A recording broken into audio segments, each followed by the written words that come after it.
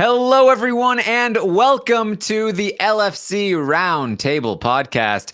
This is the podcast where we talk about everything that's going on Survivor. That's what we do. Is that?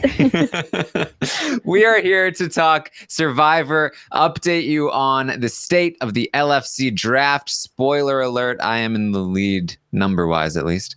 I am your host, Taryn Armstrong, and with me today is Melissa Denny. How you doing, Melissa? I'm good. It feels very weird to not be about to talk about Big Brother. I feel like I still want to talk about it. Like, we literally were just talking about it up until we started this podcast. So it's going to be really interesting to talk about something other than Big Brother for a change, which is Survivor. There you go. Also with me tonight is Brent Walgmont. How you doing, Brent? I'm doing great, Taryn. Raring to go. Always happy to be here to talk to you. Yes. I believe what I said to promote this podcast on the exit interview I did with Ryan was that I think, Brent, you have some very cold takes, but you're very fiery about them. Is that an appropriate description? That's probably true. I think it was exacerbated by last night's know-it-alls, but we can get into it. That's what we're here for. All right. Yes. We are here. We have the chat room open on robhasawebsite.com, and you can send questions into me on Twitter at ArmstrongTaryn. I have a lot of questions that I have written down here, so we will be. You feel free to send me some more. We'll take lots and lots of questions because there's lots to talk about here. We haven't been talking about Survivor all season long, so just to start, Melissa, how have you been liking Survivor Ghost Island? It's been okay. I feel like when I watch the episodes, I enjoy it, but I feel like I'm not so keen on watching the next episode. I kind of have to be like reminded that there's another episode. And to be fair, I was really busy with Big Brother. So that really took priority. And so it kind of Survivor kind of really trying to make sure that I'm on top of it and caught up and everything. And I am caught up. But I just feel like the season, I guess the editors are doing a good job in making us think that something might happen, something exciting might happen. But really, we've just kind of been going along the same track the whole time, with Wendell and Dom basically making it to the end. Like, I feel like we already know that they're going to be in the end, and we're just kind of seeing how they do it. Yeah. I mean, this has definitely been the story of Dominic and Wendell, and that is definitely not for everyone, especially not Brent. How have you been enjoying this season, Brent? Well, no, that's the problem. The problem is they are such lovable front runners, and I'm always here rooting for the underdog. I'm always here rooting for a switch for the people who are on the bottom to realize that they're on the bottom and do something about it. You don't want to be lambs led to the slaughter like Survivor 3. You want to be the people who realize you're on the bottom like Survivor 4. That's always been my favorite season in the early seasons because it was the one season where the people on the bottom finally took charge and said, we're mad as hell and we're not going to take it anymore. So that's what I want. But the problem is that they are such great front runners. Dom and Wendell, I'm speaking of specifically. So you're rooting for these idiots on the bottom like Seabass and freaking Angela, who couldn't get their own head out of their ass if they tried, and you're trying to root for them to do something to upset the apple cart, but then you look and think, well, if they were the winner of the season, that would really suck. So yeah. In some ways, I kind of am rooting for Dom and Wendell. I totally agree. I'm rooting for Dom and Wendell. Like, don't get me wrong. I'm totally rooting for Dom and Wendell. But I mean, because I don't want Seabass or Angela or any of those other people to win. So, I'm glad that they're the front runners, and I'm glad they're not being taken out. But at the same time, it makes it so predictable.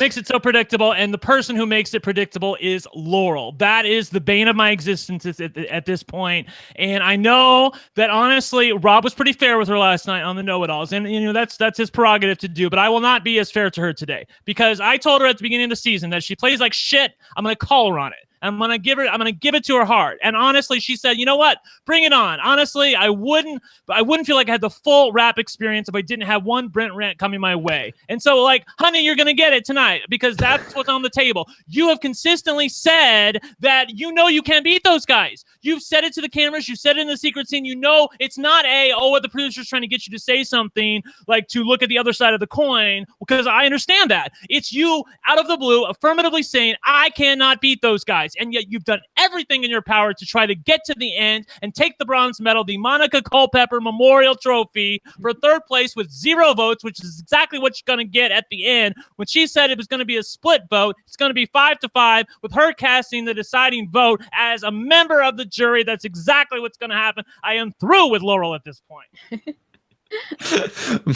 Brent, tell us how you really feel, though. Melissa, do you echo Brent's sentiments here, or are you a little more fair with Laurel? I mean, I see. That tells you all you need to know right there.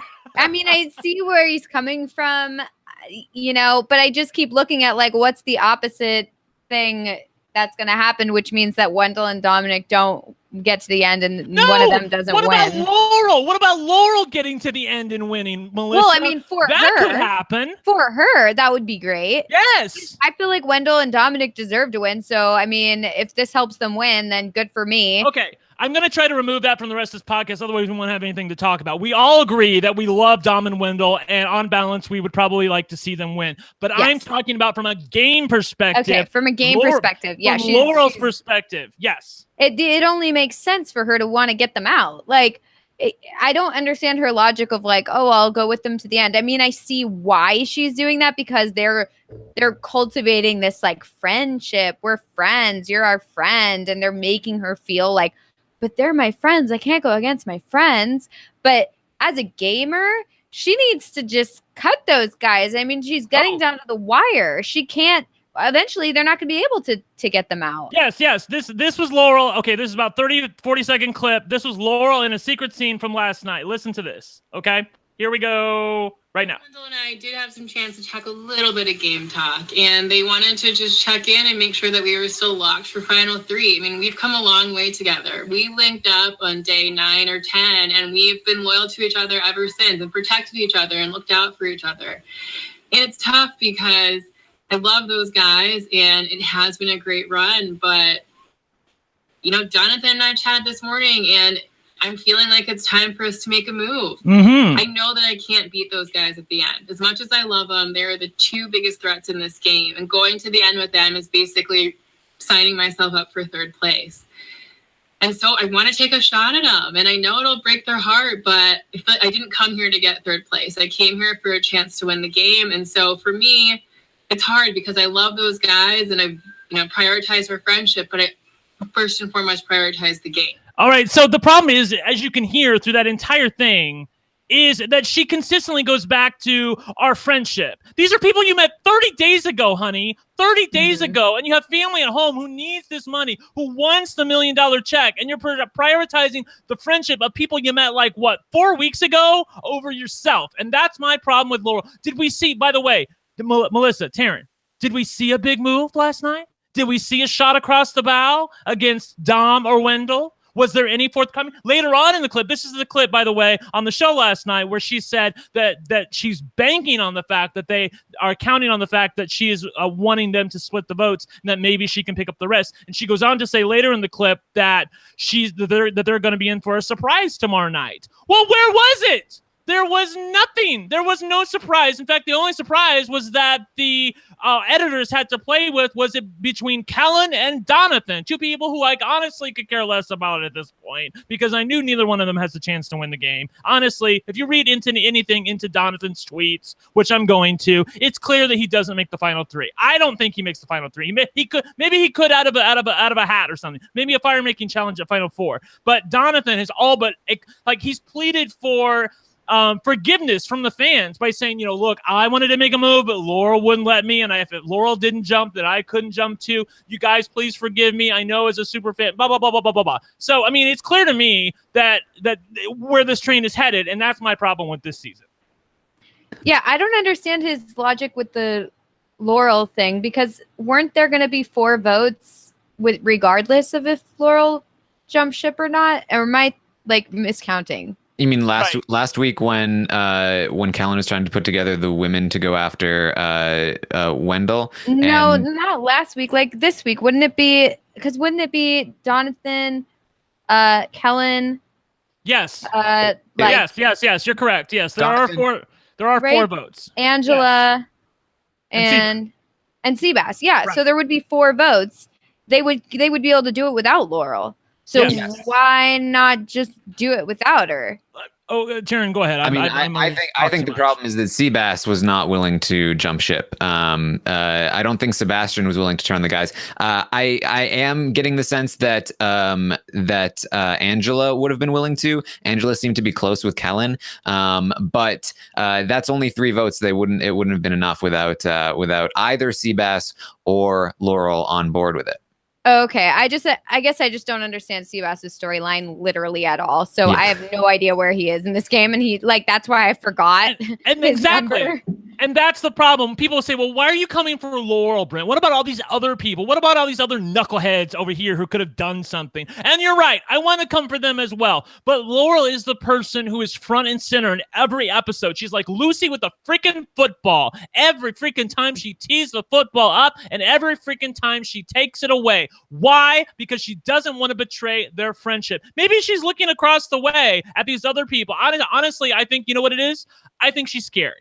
I think she's scared to make a move because she knows she has a pretty firm path. You heard her on the show last night say, I'm not going to make the big move. I'm going to make the smart one. And I'm like, no, what you're really saying is you're going to make the safe move, not the unsafe one. Because honestly, I feel like she thinks that she can get to the end with Dom and Wendell, and she's just going to pray to the gods that maybe it's like, Sandra in Heroes versus Villains, where 2 people hated the front runners and they gave it to the person who was struggling at the end, which isn't going to happen because Dom and Wendell are not Parvati and Russell. And I just don't understand all the things. Taryn, go ahead. I'm through. I think it's also possible that she knows that she doesn't think of herself as a winner. And so she's like, I just want to get as far as possible. And she sees that as her way of getting as far as possible. I mean, that's the only thing I can think of.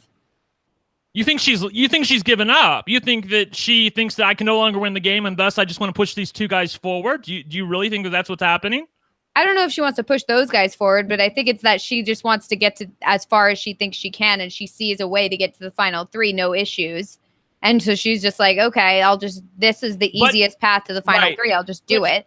But then in her confessional, she says, I did not come for 3rd place. I came for the check. I came to win the game. That's what she says. Go back to the beginning of the season when I first fell in love with Laurel. I knew she was a patron. I knew she was part of RHAP, but that doesn't mean anything because who knows who's part of it. Rob has a zillion people who are part of RHAP. But then I saw her on the 3rd episode after the swap, and she was like, you know what?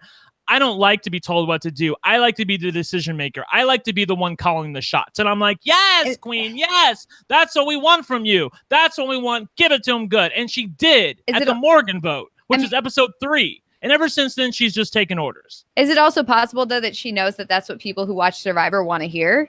Like, they want to hear, I'm on the bottom, and I know that I need to make a big move this week in order to get these guys, flip the switch and get these guys out because they're going to just run the game to the end and I'm on the, minority, whatever. It's the classic trope where it's like, I'm not here to make friends. I'm here for the money or whatever. It's like, that those are certain things you have to say in order for the viewer to like you and root for you. And so you say those things, even though maybe you don't mean it. Right. I honestly would agree with you, except this was on a reward and it was an extended long shot with no editing whatsoever. It was just her, a soliloquy about where she is in the game at this point and what she's feeling and what talks she had with Dom and Wendell. And it's clear to me that she knows she cannot win against Dom and Wendell. There is no splitting the votes and getting a 4-3 win, whatever the hell she thinks is going to happen.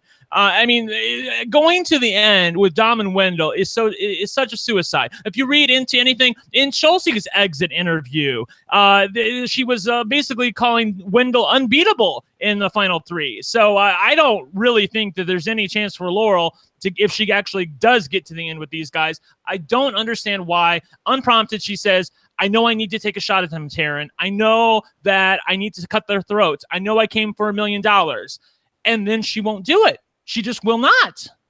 I do want to say briefly, Jeevan in the chat here mentioned that in the exit interview with Kellen, she said that Angela had jumped ship the second Chelsea went home. So apparently Angela was not on board. Just to correct what I had said before. Right. But I am actually with you in what you said, because later in other interviews, Kellen said that Angela was under her wing, so that she could have done something if there was a plan that involved Angela. So she's talking out of both sides of her mouth in that interview. I don't honestly know what to make for Kellen. The only thing that was interesting from what she had to say about Laurel, I mean, basically, Kellen calls Laurel a losing finalist in her exit interview because she's like, this is what she has to say. Was there no way for Laurel to get over it when Kellen voted for her famously twice and she didn't need to? Answer from Kellen: my biggest mistake was to think that everybody would be willing to take risks. And I knew that it looks like I wasn't willing to take risks, but I was. Everybody did what they said to get Libby out and to get Des out and to get Chris out. And I thought, you know what? If I sit here one more vote, then the Malolos will be willing to switch. And they weren't. Laurel was tried and true. And she goes on to talk about Laurel being, basically having no chance at the end, and that it's really sad to watch somebody get to the end of Survivor and not have a shot to win. So I honestly think there's no chance for Laurel to win the game. I think that, in the patron group, we were talking about the fact that maybe she can put together a 4-3 win, but I think that's fan fiction at this point. I think she's getting 0 votes at the end, or maybe 1 from Donathan. Goldie in the chat says, is it possible that Laurel knew about Seabass's extra vote, aka the numbers might not have been there for a flip if they had attempted it? I mean, that sounds like fan fiction to me. I mean, have we seen any relationship between Laurel and Seabass at this point? I guess. I think we can assume that Seabass comes back and he tells Dom and Wendell, like, okay, this is the advantage I got. And then Dom and Wendell tell Laurel. Well, maybe they do. Maybe they don't. I don't know.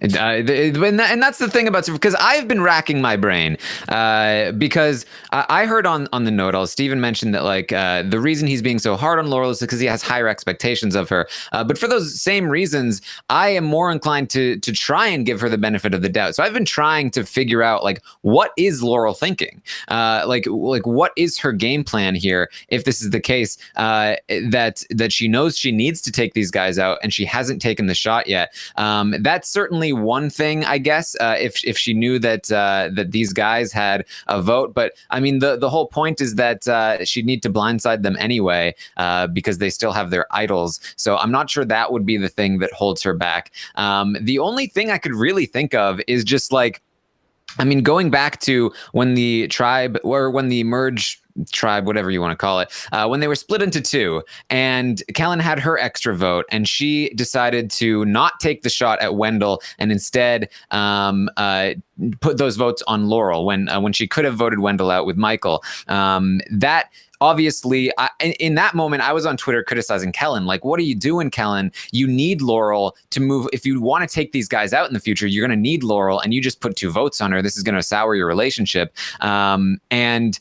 Because obviously it only works if Michael doesn't have the idol. If he does have the idol, then Laurel goes. But if he doesn't have the idol, then you're going to vote him out anyway, and you just put 2 votes on Laurel. Then I think that's a mistake. And so then moving forward, I can understand Laurel's hesitation to go along with Kellen's plan to target the 2 guys, where she knows that if she sticks with them, she has a better shot at making it further into the game. Whereas if she goes along with Kellen, who is pretty good at immunity challenges, and Chelsea is still there at that point, who could also beat her at immunities, then she's looking at a weaker position in a group of people.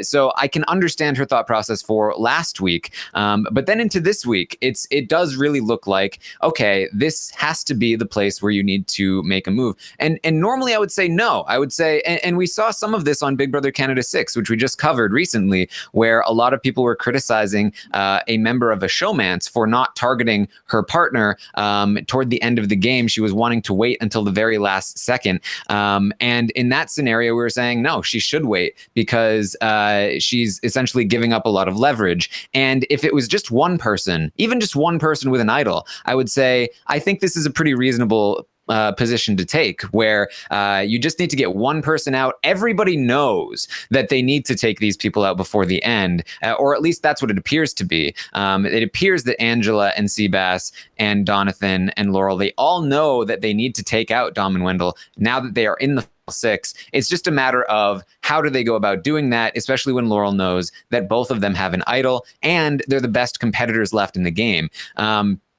So ultimately, like my conclusion is, I think that she is just saying, okay, if I take one of them out now, then I potentially lose to Kellen, and I don't want to do that. I would rather lose to one of them. I would rather take my chances at being able to vote one of them out of the game in the next couple of votes. But that's a losing play. For the record, I do think it's a mistake. But just to play it out really quick, like having idols does not make you immune, right? You can still misplay the idol, and if they don't win immunity, then they might both have to play an idol in order to keep them both safe, especially if everyone is on board to take a shot at them now that Kellen is out and everyone knows that they're the front runners. There is still definitely a road to victory here for Laurel, especially now that her main competition is gone. If she did manage to get both of them out, I think she's easily the winner. So I can see potentially what she is thinking, even though I still agree that ultimately the wrong decision. I think you have much better odds going in the other way. But just to try to explain where she might be coming from. I don't understand this excusing Laurel over being butthurt about the fact that Kellen put 2 votes on her. Who did Laurel vote for at that tribal council? She voted for Kellen. How can she hold Kellen accountable for voting for her when she voted for her herself? Does that make sense?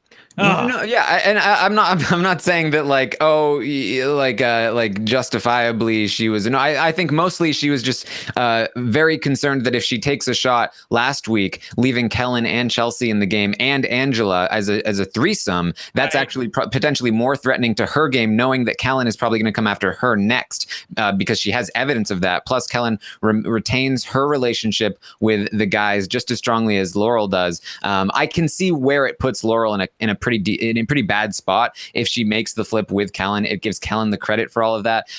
So I do see where she was coming from last week. This week is when I think this was the shot that she really missed. Because with Chelsea gone, if you take out Dominic, then you still have Kellen and Wendell in the game. They have to target each other at that point. Even if you just turned on them, they are still 2 of the bigger competitors, the immunity competitors left. I have to imagine they're going to try to target each other. So I do think this was the move to make, but I'm just, again, it took me a while to figure out like what might she be thinking. I think this is maybe what she was thinking. As far as I'm aware, we don't have any kind of confirmation about that though. Right. I mean, like, honestly, she's just infuriating for me to watch because going all the way back to the Dez vote, when Dez came to her and then Laurel ratted her out to Dom, and when she was trying to make a move with the other Malolos. Now, I mean, you can say, well, maybe Laurel didn't trust her, maybe blah, blah, blah, blah, blah, blah, blah. Well, fine, whatever. But it's been 3 weeks in a row now where Laurel has consistently done the bidding of Dom and Wendell. They say what? She says yes. And that's how I feel like it is at this point. And here I have this is another hot take, and this isn't going to be very nice, but I'm going to give it to you straight. She doesn't even make that good of television. She has the emotional range of a rock, honestly. It drives me crazy listening to her in confessional where she's going over her possibilities, and it's like watching paint dry. And I'm not saying these other people over here are any better. Honestly, the only 2 people who are just maybe 3 people who are compelling at this point are Dom, Wendell, and Donathan. And I don't even like the way Donathan's playing, but at least he's reacting to the insanity around him that she's just handing them the check on a silver platter. I said in the patron group earlier that I'm just so over this season. I really am. I will say I do think that Laurel is playing it better than Donathan. I think that which I don't think is that hot of a take. High praise, right. Like I mean, to move forward to like what Donathan did in this previous episode. Like at least Laurel, I can still, I think that part of the frustration that we have with Laurel comes from the fact that we basically know that either Dominic or Wendell is going to win this game. But if the edit was not there, I would definitely say Laurel is in there with a potential shot to win. Because I think, obviously Dom, Wendell are the two favorites, but I think Laurel is the third favorite in this spot right now. And I think that she could have improved those odds, but I do think that she's still playing better than the other three in the game. I would concur with that, but I don't think she's playing good though. I don't want to give her that mantra. She's not playing good. I just continue to go back to the fact that she knows. This is what I wanted to read to you from Kellen. So this is from Kellen's exit interview talking about Laurel. What was your experience playing with Laurel? Answer from Kellen: it was really frustrating. I feel for Laurel. You see her. She feels like she has a really great shot at the final three to make it to the final tribal and feel like you're going to get there. That's a hard thing to give up. I feel for her. She says that like 3 times. I feel for Laurel. Of course, all I wanted was for her to come to me and make a move. The most frustrating thing is actually watching it back. I didn't know she was realizing that she couldn't beat them. Past tense, couldn't beat them. I didn't know she was realizing it, that I could have probably beat the Navidi girls at the end. So, that tells me all I need to know, that Laurel ain't winning this game, Taryn. Anyway. I think we all knew that.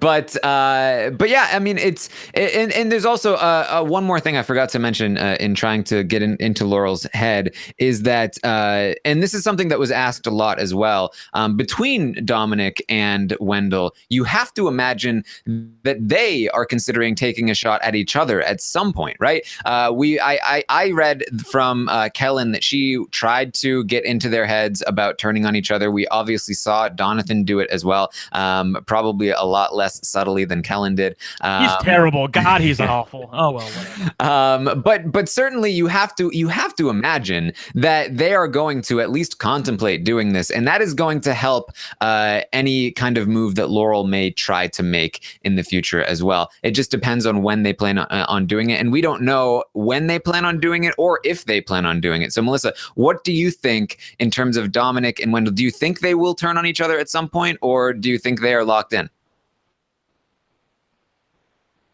Hello. Or not? Sorry, my internet keeps cutting out, so you guys keep freezing and then moving by really quickly to catch yourselves up. It's very bizarre. I think it's happening on your end. Yeah. Do you think that Dominic and Wendell will turn on each other, or will they stay together until the final three?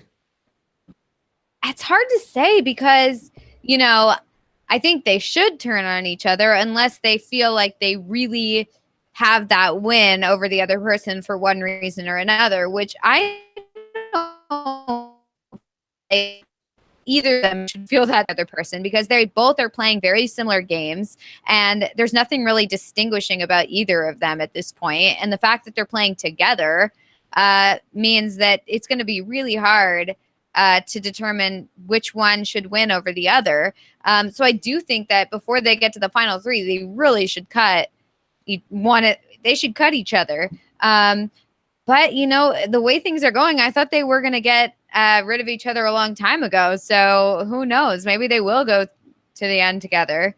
Although I don't think that's a smart move. I really think that if, say, for example, Wendell cuts Dom and goes to the end with these other people, it's for sure that he would win. There's no question. But if they go together, it's more of a up in the air sort of thing. Yeah, I have a hot take for you, Taryn. Honestly, if either one of these guys win, but we should quit talking about the final three as if Laurel's guaranteed final three. All they, as in Dom and Wendell, are guaranteeing Laurel at this point is a chance for the final three. They are going to go to the final four. There is no vote there. It's a immunity challenge. That person picks one person, and then there's a fire-making challenge between the other two people. I will say this: if either Dominic or Wendell wins immunity at the final four and takes the other one to the end, I would honestly vote for the person who was taken to the end. I would not vote for the person. Like, if Dominic is an idiot and he says, you know what, I'm going to take Wendell to the end with me, I'm going to make Laurel have to make fire against whoever the hell, Donathan, whatever, then he deserves to lose the game for that. Because honestly, that would be the point in time where you should at least just hope he loses the fire challenge. And, you can say to each other, hey, we're going to take each other to the end. But if you actually win that challenge, you should never, ever, ever take that person to the end. And I hope I don't see that happen, because honestly, it would make me want to vote for Laurel at that point. Yeah, very, very much a John and Netta situation there. Yes, exactly. It's one of the reasons why I really don't like this, which obviously is not a hot take, this fire-making thing at Final Four, So because it should not be one of them wins immunity and therefore, like, oh, it's a fire-making. It should be which one of them has more social capital at the Final Four to be able to gather the votes to vote the other one out, right? Like, or they're good enough to win the immunity, or like whatever it is. But like, it shouldn't be just automatic. Like, it doesn't matter that Wendell had Laurel's vote over Dominic, and therefore they were able to kick Dominic to the curb, and Wendell is able to take the win, or something along those lines. I hate that it's this fire-making thing. I will say, though, Jeff Probst in the next time on, obviously this doesn't necessarily mean anything. He did say that there would be a big decision that somebody would have to make that may determine, whether there's some kind of line along the lines of like a potentially $1 million decision, which is the line he usually takes. But thinking about it, they have sort of hyped up this idea. They queued it up in that episode where they split the tribe, the merged tribe, where it was about like Dominic saying that he was willing to cut Wendell saying he was not going to cut Dominic. And I feel like that has to come into play, right? Like, they did queue it up. I feel like there is a decision to be made, especially if you win that final immunity. Do you take the other person? I could easily see the decision being like, maybe Wendell wins and then takes Dominic, and then he loses the final 3 vote because of it, or the reverse. Maybe Dominic cuts Wendell, or Wendell cuts Dominic, and then they lose the fire-making challenge, and then they lose, then they win because of that. I think that is probably the thing that we are looking forward to in the finale. I think that's the only surprise that awaits us is what's going to happen between Dominic and Wendell. Brent, do you have any kind of idea? Do you have any predictions? Like, who do you think is more? I mean, obviously we saw the confessionals, but do you agree with those confessionals, or do you feel like maybe Wendell is more likely to cut Dominic, or do you think they're just both going to keep each other? I think they're both going to cut each other. I think they're both going to keep each other. That's what I was trying to say. I think they're both, honestly, I think they see themselves as like Bonnie and Clyde, or Abbott and Costello, whatever the hell. They're going to the end together. It's us against the world. That they're brothers out there on the island, that we're going to take each other to the end. Honestly, I see Laurel probably in a fire-making challenge for her life. And that's a really shitty place to be in. I don't know. Again, I don't understand. If she realizes that they are likely to take each other to the end, then why would she allow them to stay together? Again, the Final Four twist makes everything different now, where you can't take an obvious pair to the Final Four who will take each other, because it's always going to leave you out in the cold. I just very frustrating for me watching her play, and I hope she. I was told earlier today, I actually had noticed that she'd gone radio silent. She's not, Donathan's been all over Twitter just saying, explaining himself away about why he did this and why he didn't do that. Laurel hasn't said crap. She hasn't said anything since the beginning of the season. When everything was hunky-dory. And so I'm left to wonder what her thinking is. I guess we'll learn next Thursday whether she wins or loses. She's losing, by the way, but we'll find out.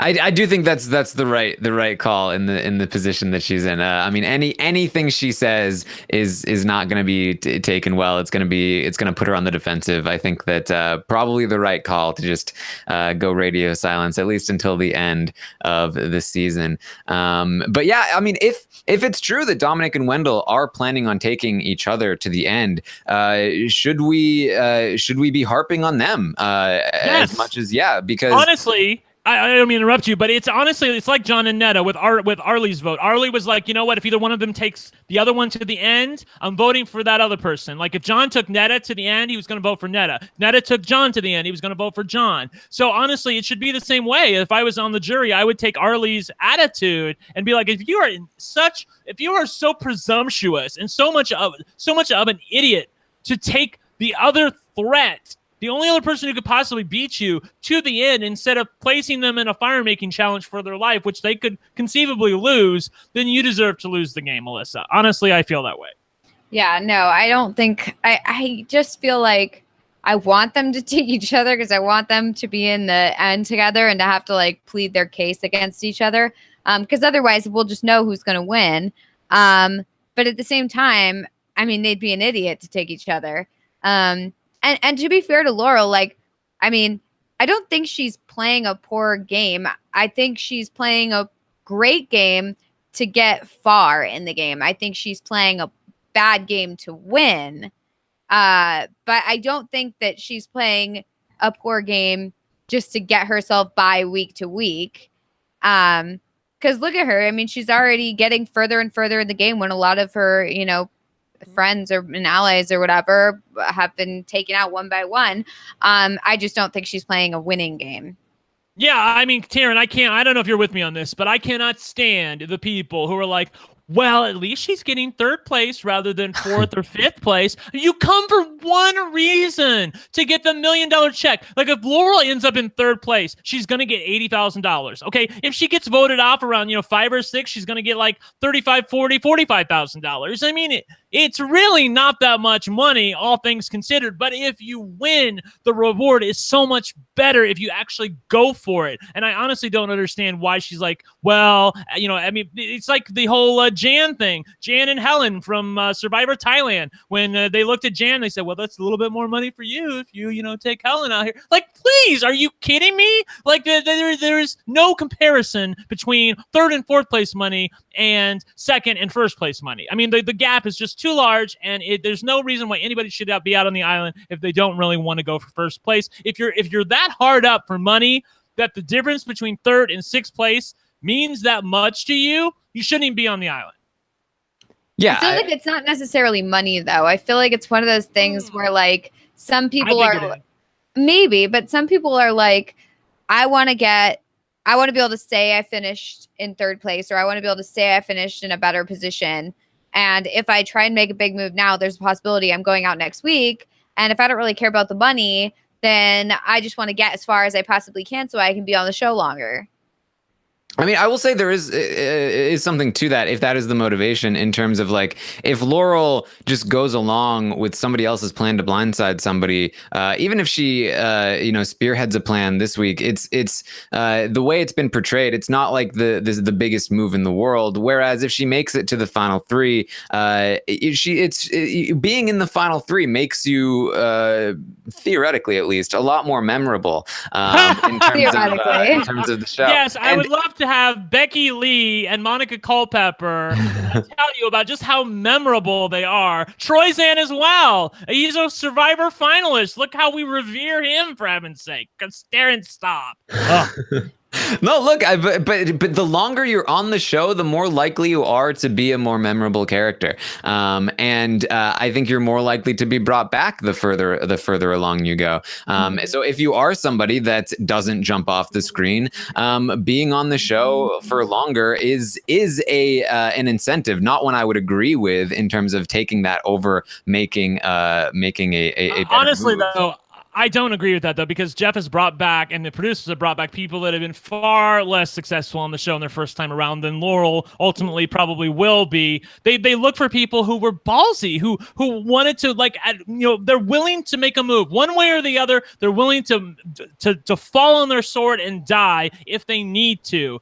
And she's just, the thing that galls me the most is that she's a scaredy cat. She's like when you're a little kid and the kids call you yellow or you're chicken. It feels that way, that she's scared to make a move. So it's like the old thing. This is what they said to me when I was in rehab, honestly. They said that an addict will always choose a known hell over an unknown paradise. Okay. I've said this before on the podcast because it's really true. And it really goes through not just to addicts or recovering addicts, but to all of humanity, that when you're in a situation where you have a known place, and it might look scarier, but at least it's known, there is a potential for a paradise over here, but it's much more murky. People are always going to choose the former one. And it's really incumbent upon Laurel to recognize that and say, you know what? I don't want to choose something that's basically a guaranteed third place, which she said in her confessional, totally unprompted. She needs to take the risk and go for the gusto and try to win the game. Her friendships with Wendell and Dominic notwithstanding. That's what comes through loud and clear in her confessionals, Tara and Melissa, is that she does not want to cut these guys because she likes them. She's like us. Well, I like them, and thus I don't want to do something that destroys our friendship. Again, Laurel, you met them like I said 30 days ago, but it's actually more like 21 days ago because she didn't meet them until like day 9 or 10. You met them like 3 weeks ago. Like, they're nothing compared to the people at home who are depending on you.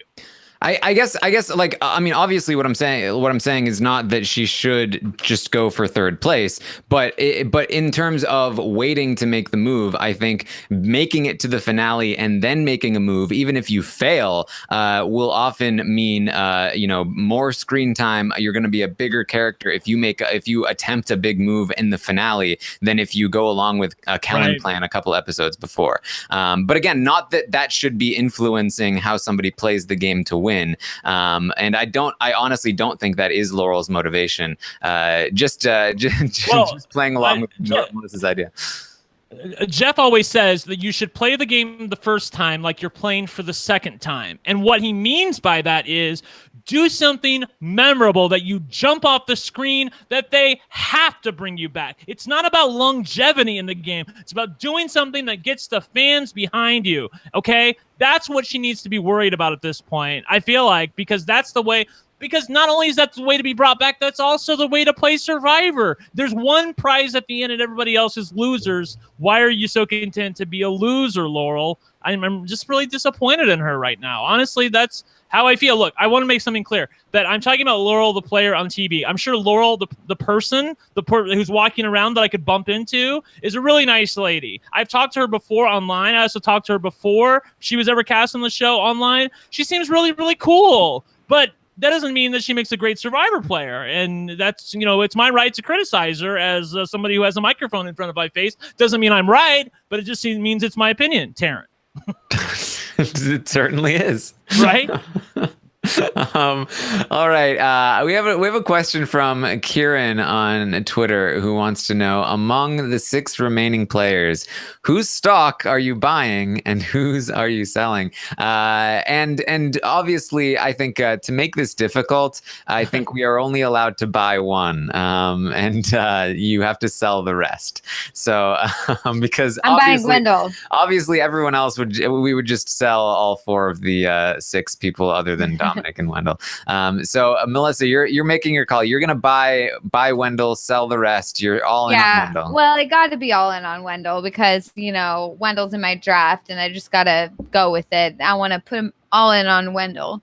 I hear that's a really good thing to go all in. By the way, yeah. I also want to make clear, because I have Laurel in my draft, much to my chagrin, and Melissa has Wendell, and Taryn has everybody else. But if I lose this draft, I'm still making the draft order next time on for BB20, because not only did I win the draft, but I also won the stock watch, and that has to count for something. I'm just saying. I have always been willing to push the draft order pick away, even when I was the winner. I know, but I didn't let you because I wanted to earn it. All right. Well, you can say you halfway earned it if you lose this one. Okay. So basically, how this draft went was pretty crazy. Where I lost James a few weeks into the season, and then you guys proceeded to lose every player you had except for one, and I had every player in my draft except for James in my draft until this most recent episode where I finally lost my second player in the draft. That's insane. Kellen. It was. Although I had Chelsea. Crazy. You did have Chelsea, yes. But at one point it was 1 to 5 in the draft. Granted, only 2 of them mattered, and so it's still only down to me or Melissa. And I thought that was what it was going to be when we drafted these players. The second she took Wendell, I wanted her. I wanted you to take Michael. I thought you would take Michael. He was the good-looking guy. He's the Cody, yeah. Like the good-looking guys. Good-looking guys, huh? That's all I care about, huh? Look, you've gotten better at this. Look, all I know is that if I get second place again, I'm going to be very, very upset. It's possible. It's possible. On that note, Yeah. I'm going to add to your misery, Melissa, because I'm actually going to buy Dominic. I think that Dominic is going to win the season. I'm not Chelsea's comments notwithstanding in her exit interview about Wendell being basically unbeatable in the final 3, which I'm paraphrasing, but that's basically how it read to me. I think we've seen the game through Dominic's eyes, and I feel like that honestly, him being sort of a family man. I feel like not that Wendell's not a family man, but he's single as far as I know. I feel like the He's got a girlfriend. They sang happy birthday to her. Oh, yeah. I feel like they will respond more to Dominic, even though I would just put this on the table as well. I really feel like the Tony Vlachos, Joe Mena, Dominic archetype is really freaking played out at this point. Like, I don't want to see this archetype on my TV screen anymore because it gets really freaking tired, Taryn. And even if they do well, Joe Mena didn't do that well, but if they do well, then it's just more of the same to me. I think we've seen this play. It's like when they cast a Cochran on every freaking season after Cochran won. I'm tired of it. I don't want to see it no more. Please find some other archetype to cast and be done with it. Sorry, it looks like you want to say something. Well, I think that what made Tony so special was that he was so messy, and I don't think that Dominic is nearly as messy. I will say, like, if I have to choose between watching, Dominic or just like some more under the radar social player, I'll take Dominic. I mean, he's going to make for more exciting television most of the time. I think that the fact that he is paired up with Wendell and has allowed him to just completely dominate the game, which has made for television that a lot of people have been disappointed in. But I think it shouldn't surprise anybody if you know me and you were around for our Big Brother season rankings, where I said I loved season 16 of Big Brother, and in that same breath I mentioned that I also love Redemption Island. I love this season. I am really enjoying watching Dominic and Wendell just steamroll over these people. It's so satisfying to me. I understand why it might not be to other people, but it's just like what is it called? The when you just like listen to sounds and you just love it. I can't remember the term for it.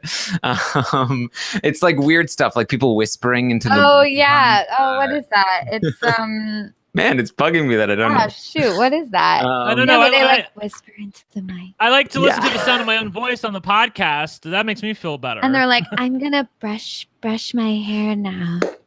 What are you guys talking about? I don't know either one of you at this point. I have no idea what you're talking about. Chat room. Someone's gotta help us. There's ASMR. ASMR. Yes. Thank you, chat.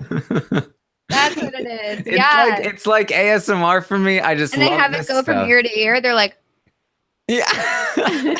I have no idea. I know this, but honestly, don't look at me because it took me like 3 days to figure out what the whole Laurel and Yanni thing was. And by the way, the answer is Laurel. I don't know. People would say Yanni. I'm like, what are you? That is totally made up. Like there is not one speck of evidence there's a Yanni in there whatsoever.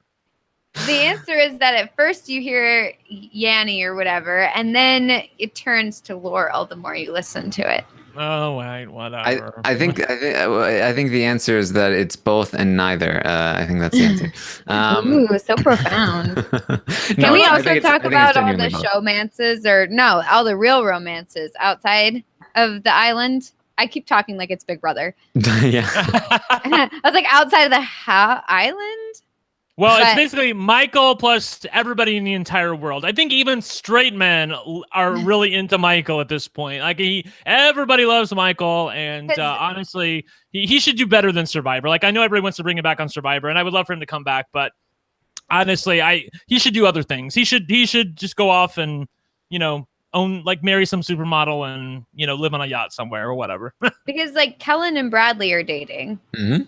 They are. Well, he's gorgeous. Kind of crazy. He is gorgeous, and she is stunning as well.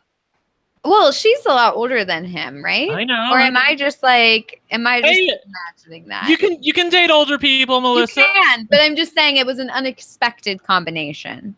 I didn't see it happening, especially because like I feel like he's like very abrasive and aggressive, and she's very like sweet and nice. But that was I kind don't of think she's surprising. sweet and nice. I think And she's. then, well, Yeah. no, I mean like I feel like in the game she's not, but I feel like in real life she's got to be, right. I don't know. I got that vibe. Kellen was 31 and Bradley was 26, according to their. Oh yeah, that's their nothing. bios. Yeah. Although he does read a little bit younger, and she does read a little bit older. Just not a lot. Just she And reads her wait, age. are Libby and Michael actually dating? I think they're I just don't good know. friends. And Yeah. then Seabass and Jenna. Yes. Are there any others? Which is just like another part that I love. I love that Seabass was more loyal to Dom and Wendell, and to the point where he voted out his future girlfriend on the show. I just love watching people get one over on people like that. I will say really quickly before we continue to talk about the Showmances that I do not enjoy this season, as you might guess. I think this season is really boring. It's just I don't like to read a book when I know what the ending is. And that's what I feel like with this season of Survivor. As much as I hated last season's Final Four twist and really thought it was particularly unfair to a few contestants, but that's the way they decided to play it. At least it made it unpredictable for me. I didn't really see Ben winning. I thought for sure that Chrissy was going to get to the end and win with him being on the jury. Taryn, I know you saw it coming a mile away, but I didn't didn't see Ben in the winner's chair at the end of the season. So at least it was unpredictable, at least for some elements of the audience. I don't feel like Dom or Wendell at the end of this season would be unpredictable for anybody at this point, and that's my problem with it. Yeah, I think part of it maybe is that I come at it from a perspective of like having rewatched Survivor seasons like 15 times and Big Brother seasons like 50 times, where it's like I often would know the outcome as I'm watching the show, and so I care more about like the big time feats of the show more than I do like being in suspense in the moment, if that makes sense. Not that I don't like, I enjoy when I don't know what's coming, but I also get very frustrated when I'm kept so much in the dark that I don't even know what happened. So when I'm able to want to talk about that, I do feel like the editing this season has been particularly bad. Do you agree? I mean, I don't know. I think they have definitely left a lot out, but I will say, I mean, especially watching it in tandem with Big Brother Canada 6, like I notice things that Survivor does just infinitely better than Big Brother Canada can even come close to. So I don't know if it's just like because of that comparison that I'm not noticing maybe some of the faults, but like I've just been impressed with the Survivor editing so far in terms of like how they're able to convey the intricacies of some certain events that happen in such a small amount of time. Whereas Big Brother Canada would often just like, has 3 shows a week thing. And they can't exactly. do it. They have 3 shows a week and they can't even do it. And Survivor can at least make a half-hearted effort in 45 minutes. So or 42 minutes, whatever it is. I will agree. Katasuka or Kat whatever. Sorry. Katayuska? I think she's the one who said cat. I've messed this up. Yeah, Kat. It's Kat. Yeah, she said to go by Kat. Kat. Sorry about that, Kat. Who says the editing was horrible because there were too many invisible players. I agree with that. And that's always my problem with Survivor, though. I mean, there's always invisible players. There's always a clear front runner or two. I don't think I can't think of a season where that wasn't the case, at least in like the last 10 years. This is certainly worse than others, though, in that respect. Obviously, Chelsea was a like record-breaking invisible player, and Dom and Wendell have just been at the forefront the entire show. So that I agree, I think has been poor. I think that is something that Survivor has struggled with for a long time, and I wish that they would do better with it. But in terms of conveying what happened, I do feel like I've had a decent sense of where things have gone and why they went the way they did. I know that there are some details that have been left out. There have been some fake immunity idols that they never talked about or showed. I think somebody thought they had an idol and it turned out they didn't, and all of this stuff. But for the most part, I've been pretty happy with the layout of the events. I feel like I understand, for the most part, again, I still don't quite understand Laurel, but I feel like I understand where people are coming. Like Seabass and Angela, they're invisible, but I don't think they need to be visible because I think I know exactly what they're thinking and why they're thinking it. The one thing is that it's a lot easier for us to judge the Big Brother edit because we've seen exactly how it played out the whole week. And so we can tell, like, hey, this isn't actually how it happened. Even though it tells a coherent story most of the time, we're like, that's not the real story. And so it's hard for Survivor because we don't know what the real story is. Like, I mean, even for exit interviews or whatever, we're really still not going to get the real story because a lot of the exit interviews for Big Brother, they don't know what's going on in the house like we do. So I just feel like it's really hard to judge the Survivor edit because it's like most of the time they do tell a good story and it makes a lot of sense. And it's like, yeah, okay, this is great editing. But at the same time, it could be totally different than what actually occurred. And I will say that Game Changers, I felt like was one of the worst edited seasons in this regard. Like, I never felt like I understood why things were happening in Game Changers. It was just people telling the cameras, this is what's happening. And I was like, well, but why? And I don't understand. It didn't like tell a story in the way that Survivor usually does. So that to me is bad Survivor editing. The like invisible players, front runners, that's kind of story as usual, in my opinion, with Survivor. And I would love for it to improve. But I do think that this season was particularly guilty of it. Yeah. I said, Doom Tribe in the chat says it's been all downhill since Gonzalez left, and I agree. Can we trade Laurel for Gonzalez because she would come in there and raise some hell and kick some ass? That's what I need right now. I just need. Taryn, this is what we talked about before on Big Brother 16. I loved Derek. Okay, I'm talking about Big Brother 16, obviously. I love Derek, but it's no fun watching somebody get to the end and not be challenged. Like, I at least want them to be challenged and then win the challenge. I want them to get past it. I want there to be one time where Dominic and Wendell have their backs against the wall and they somehow find a way out of it and then they get to the end and they win the game. That honestly would be great. But just watching everybody just Keystone Cops are around them trying to do anything, it's just infuriating to watch. Mm-hmm. There's a question we have from Deb on Twitter who wants to know, should they start putting expiration dates on the hidden immunity idols? 2 or 3 tribals and they blow up. Sorry, I'm so lost his mind. I have lost my mind because, and Melissa, I'm sure you agree with me. Like, honestly, this is one of the things that they need to re-examine this, honestly, because it's stifling gameplay. I think that they honestly, and it would honestly help the show if Wendell got an idol way back in, episode 3 or 4. Dominic got his in episode 2 or 3. You can't even remember that these people have these things at this point. They've been sitting on them in the entire game. And honestly, they should do something where they have expiration dates on them. Like, you have 3 tribal councils to use this or 4 tribal councils to use this. I mean, I don't even care what they do date-wise, but it would help the game because the idols would be played. The idols would go back into circulation. People would have to find them. They would get another shot at playing them. But when they just sit on them for so long, it's infuriating. By the way, as an aside, I think they really misplayed this entire season. I was really excited for the Ghost Island twist, but you really cut yourself off at the knees, Survivor producers, when you have idols hidden on the regular island and then put other twists in the game on Ghost Island that are not even as important as those idols that were at the camps. If you're going to have a Ghost Island season like this, there should have been nothing hidden back at camp. Everything should have been on Ghost Island. That way you could keep track of it. But once you put idols at the camps, then, and I think there were like 3 idols because they had 3 different camps at one point, then there's no room for you to go. Otherwise, you're going to have a Cerise situation where somebody gets voted off because everybody else plays idols, Darren. Yeah, I feel like half the Ghost Island advantages have been lose your vote, get an extra vote, which is just so boring. But I will say, in terms of the expiration date, I like the idea behind, it was Chris's idol that he found on Ghost Island, where he had the ability to increase the duration that it was usable for.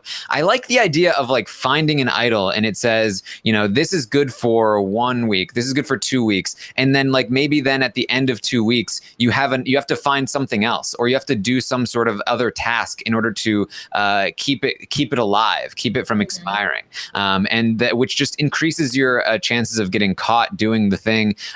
Maybe people can prevent you from doing it if they catch you. Something along those lines. Like if you want to do like advantage thing every episode, like a Ghost Island, then have it be something like that, where like the power of these immunity idols is so large. I think people should be putting more work into having to find them, keep them, maintain them, all of that. I think that would be a more viable solution for the idols. Yeah, no, I agree, because, not only is it stifling for gameplay and bad for gameplay, it's also bad as a viewer, because, I mean, I'm not like obsessively watching Survivor like I obsessively watch Big Brother. So I kind of forget what goes on week to week. And then as I watch the show, I'm like, oh yeah, okay, so that's who got voted out last week. Okay, like now what's going on? And I feel like I never remember that people have idols because they get them so long ago. And I'm like, why aren't they trying to go for this person? I don't understand why they're trying to vote this person out. And then they're like halfway through the episode or like near the end of the episode, they're like, oh, it's like we have to split the votes. I'm like, why are they splitting the votes? What the heck is going on here? And then it turns out that person's had an idol this whole time that I totally don't remember about. And so I just feel like as a viewer and also as a player, I would want, there to be some sort of expiration on it, because it gets so dull to just have people be never able to be voted out just because they have an idol in their pocket. Yeah, they're talking in the chat about there's been some news items about Survivor season 37. This is something that I've personally been avoiding. I don't want to spoil myself in any potential way. The news essentially is that so either one or two of the contestants broke the NDA or something along those lines, and they are now going to be punished. I don't know which contestants they were. I don't plan on finding out if I can avoid it, just because that's probably going to tell you a little something about. Well, yeah, obviously, without revealing who they are, I mean, it's going to tell you. I mean, they disinvited this person or persons from the finale, so I don't think there's a chance that person is winning the game at this point, Karen. Congratulations, you just won $1 million. Oh, you're not here. Sorry. Let's talk to somebody else. No way if they win. But it has made news headlines. It was what, like a $5 million contract they breached, and now they're being sued by CBS. So it's crazy stuff.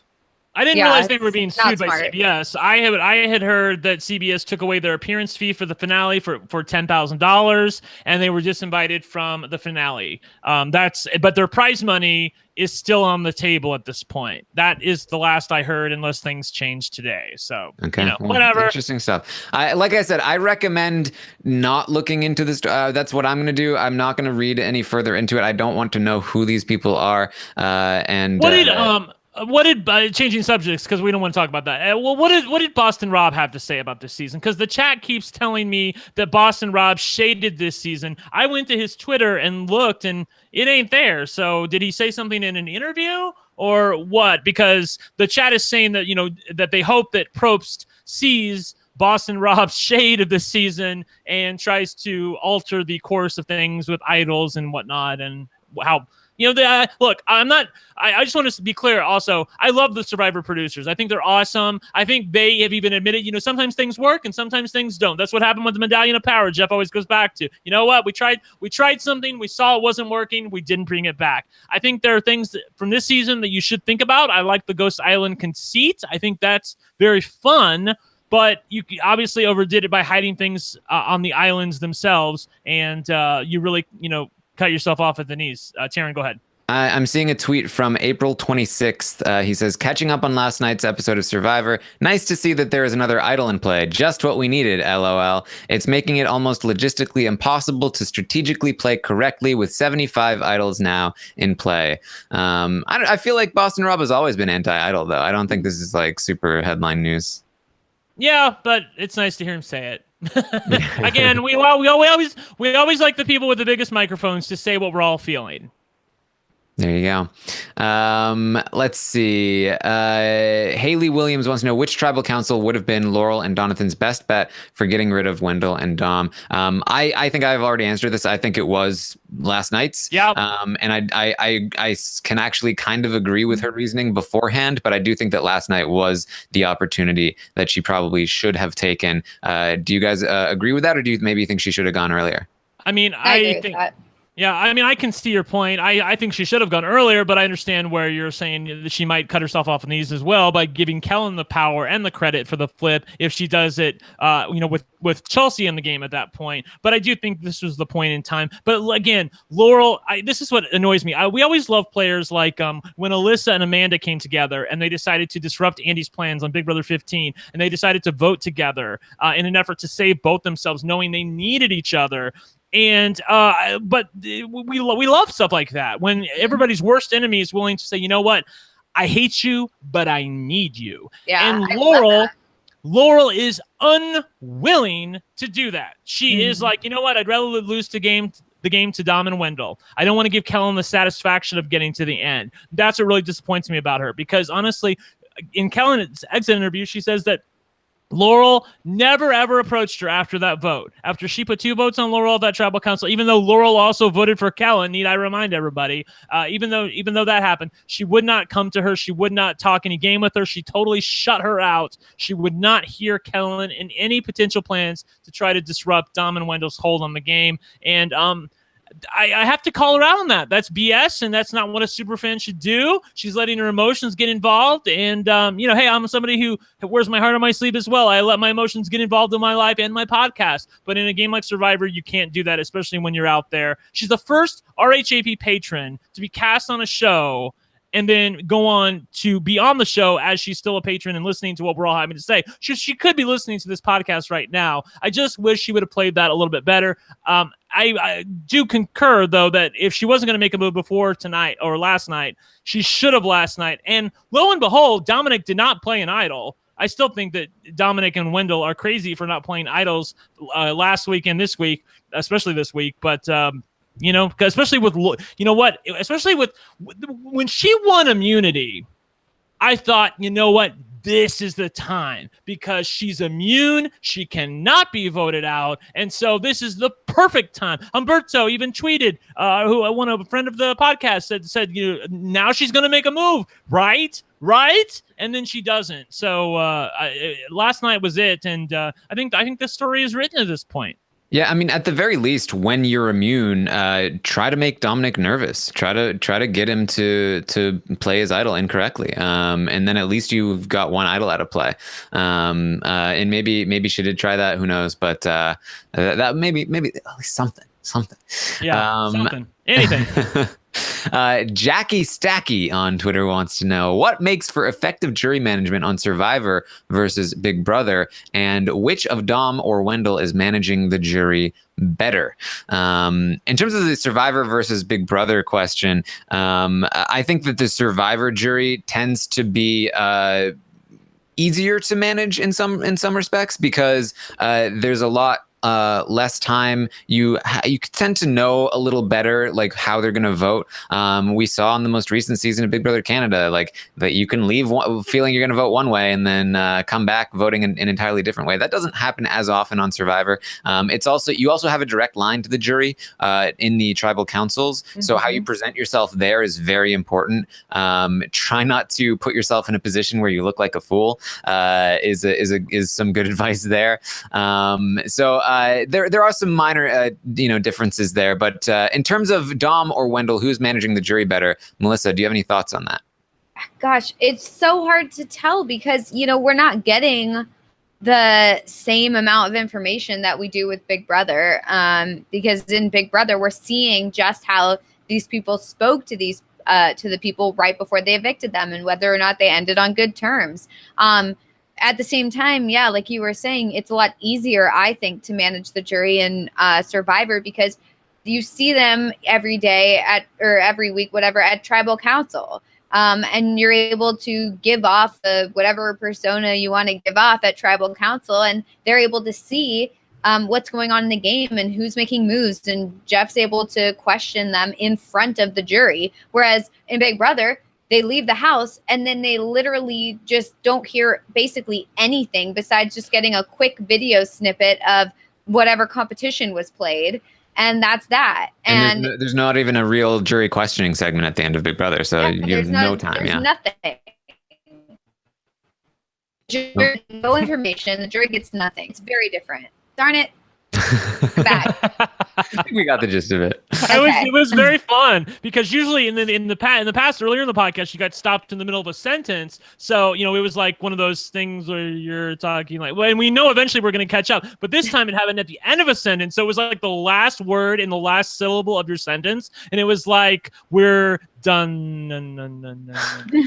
We're just like, Tara and I are looking at each other like, I think either she's talking really weird or Brent, do you have any read on, do you think Dom or Wendell, how do you think they're handling the jury? I suppose they're handling them well. Kellen and Laurel and Michael, they all speak very highly of them. So I really don't think anyone is playing better than the other. I think it's just going to be a personal preference. They're both playing masterful games at this point. Maybe a little bit depends on what happens at the final 6. If one of them has to play an idol, I do think that it's easier to gauge the jury because the game is also happening in front of you at the Tribal Council. Not only when they're voting, obviously, but people are talking, people are whispering, idols are maybe being played, idols are maybe being worn. I could see Dominic and Wendell, since they both have idols and they both have fake idols, they could wear an idol and have the fake idol or something like that. I could see them doing that at the final 6 because the idols, by the way, I also really hate this part that the idols are good until the final 5. So there's no round where you can conceivably where they're vulnerable. It's just they go to the final 4 and there's a challenge there. I really wish that there was, because they used to be this way where the idols would expire a round before the end. So like in this season, they would expire at the final 6. So there would at least be one tribal council, the final 5, where you have to go on votes. It's the old school Survivor where you have to get the votes to stay in the game. Same thing happened last season with Ben. He was able to use idols to keep himself safe until the final 4 when a twist came into play. So there was never a moment in time where he was vulnerable to the majority's decision, Taryn. So I feel like that I don't know where that changed, but I think it's just Probst, honestly, his love for the alpha male and the fact that more men find idols for whatever reason I feel like that honestly, that's why they changed that rule, because it used to be where they were vulnerable and now they're not. Well, I mean, I think the problem is that they changed the Final 4 rule and they haven't adjusted the hidden immunity idol rule in response to that, or at least I don't think so. I mean, I was actually asking around to try and figure out where the hidden immunity idol expires, and I couldn't get a clear answer. But are you sure it is at Final 5? Because if so, I think that is a huge error in game design. I have given out bad information before, and I may have again. But honestly, that people were tweeting me that it expires at the final 5, okay. And it was I had no one saying it was expiring at the final 6. So I'm looking in the chat to see if anyone says, Ben. Because I know Ben used one at Final 5, but like that, it was a little more understandable to me in the sense that like it was a surprise Final 4 twist, and so I'm wondering if they have changed the rule since then. I didn't hear about it, but. Yeah, I need to see the parchment of one of these idols. So we need to go back to like episode 2 or episode 3 when Dominic and Wendell found their idols and see if we can get a screenshot. And maybe that'll solve it for us, because that would be great. I mean, I assume I would have heard it if they changed the rule, so it probably is Final 5, and I do think that's an error. But I would love for them to surprise me, and then next week or on the finale be like, oh well, this is the last week to use our idols, and then I'll be like, okay, great, that makes me feel better. Right. So, and it would also make it a little better, a little more understandable what Laurel did. But yeah, I think that's all we have got here. Oh, sorry. To answer my answer to the question, who's not managing the jury better? It's really hard to tell. I think I've seen more people in exit interviews and in terms of trying to convince people on the show talk about Wendell on the jury more than Dominic. Like, oh, Wendell is such a huge threat. I know Chelsea talked a lot about Wendell.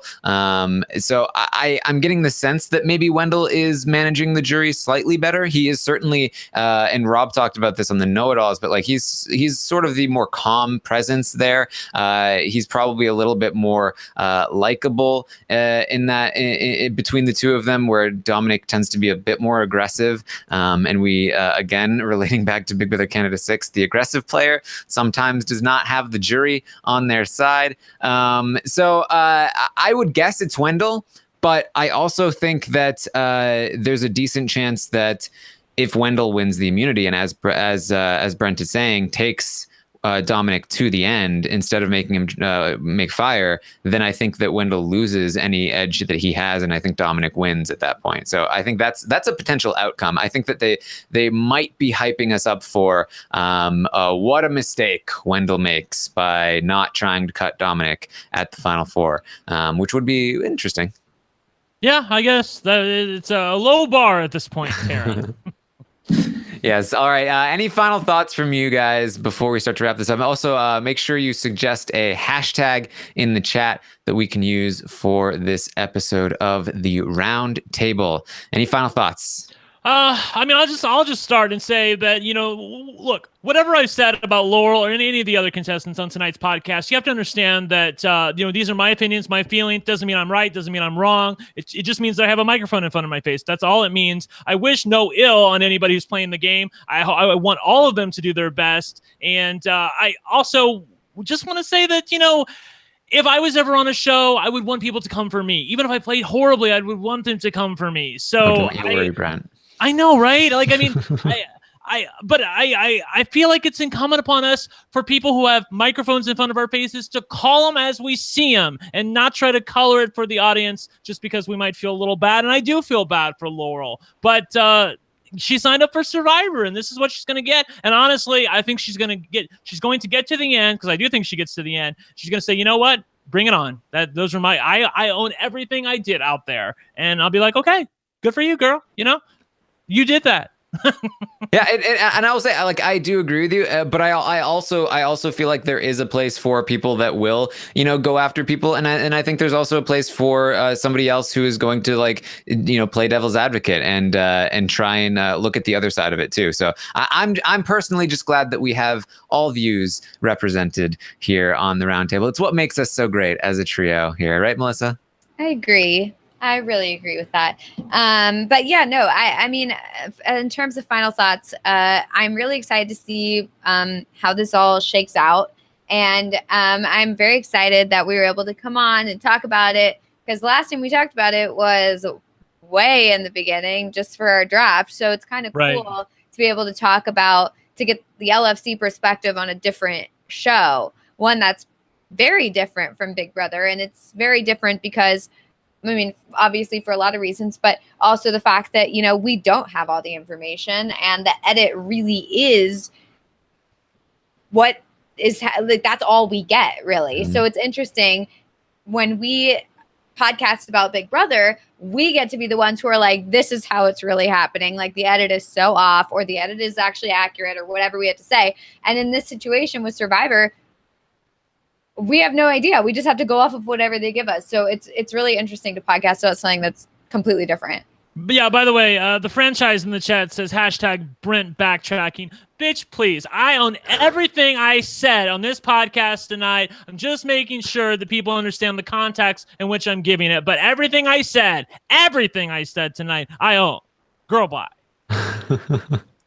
I'm seeing hashtag Mike and Face. Also the chat is telling us to promote Survivor Maryland, and I actually started watching it, the new season. There you go. I hadn't watched it before, and it was really good. I'm all caught up now. I also have not watched it, or I had not watched it up until this point, but so many people have been telling me how great it is that it's run circles around the real Survivor. Well, I'm going to start calling Survivor Maryland the real Survivor, because it sounds that great. So, and it's obviously run by our own Austin Trupp, who you did an interview with on the Taryn show. Taryn, I think like a week ago, or was it this week? It's the most recent episode with Austin Trupp, creator of Survivor Maryland.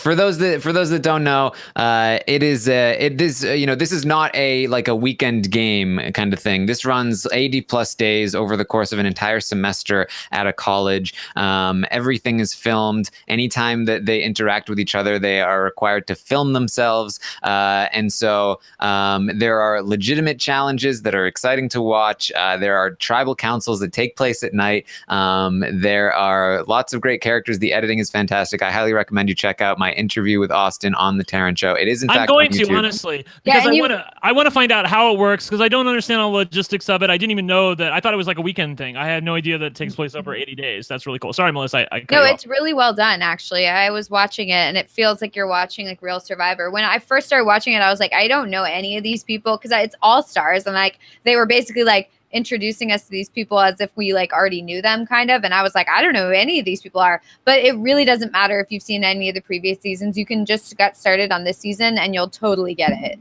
Yeah, Austin recommended if you're just looking to test the waters, you can watch the premiere of season 5, which is All Stars. If you want to go back, if you're all in and you want to watch all the seasons, start with season 2. Season 1 was not fully filmed and not fully released, but there's only one player from season 1 on the All Star season, so that doesn't matter all that much.